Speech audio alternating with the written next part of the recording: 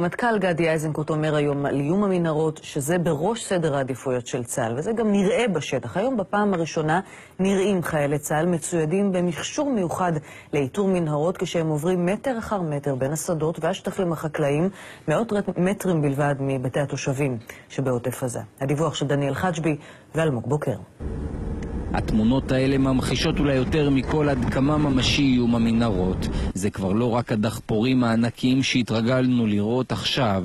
סמוך לגבול לוחמי צה"ל מצוידים במכשיר מיוחד בידיהם, צועדים בשיירה וסורקים מטר אחר מטר את האדמה, בחיפוש אחר מנהרות בשטח ישראל. את התמונות האלה צילמנו הבוקר בדיוק באותה שעה. הרמטכ"ל מאשר בפעם הראשונה את מה שפרסמנו בחדשות 10 בשבועות האחרונים. איום המנהרות של חמאס עומד בראש סדר העדיפויות של צה"ל. אנחנו מפעילים מול זה מאמץ מבצעי, טכנולוגי, מודיעיני, הנדסי, ומעמידים את המשימה הזאת בראש סדר העדיפויות של צה"ל. לפני כשבועיים פרסמנו כאן במגזין שישי את ההקלטה הזאת.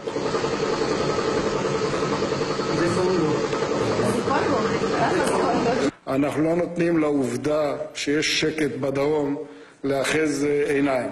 בעקבות הפרסום החל צה"ל לבדוק את התלונה. התושבים שהקליטו את הרעשים צוידו במגבר שמשפר את איכות ההקלטה, והיום לא הרחק משם כבר ראינו את הלוחמים האלה.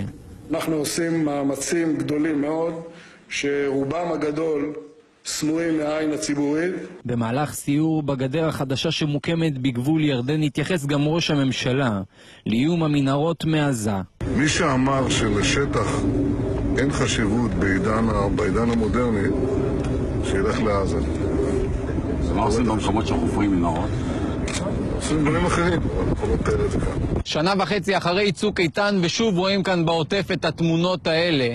מרחק של מאות מטרים בלבד מבתי התושבים מסתובבים חיילים עם מכשירים מיוחדים ומחפשים אחר מנהרות בשטח. האויבים שלנו לא זנחו את העניין הזה, למרות מאמצי השיקום ברצועת עזה. חלק גדול מהכסף, חלק גדול מהאמצעים שנכנסים לרצועת עזה מופנים לבניית יכולת תת-קרקעית. ואם היינו צריכים הוכחה נוספת שחמאס ממשיך בשיקום המנהרות ההתקפיות, היום נהרג פעיל נוסף של חמאס בתוך מנהרה שקרסה בח'אן יונס שבדרום הרצועה. זו המנהרה החמישית של חמאס שקורסת בשלושת השבועות האחרונים, ובארגון הטרור סופרים כבר 11 הרוגים.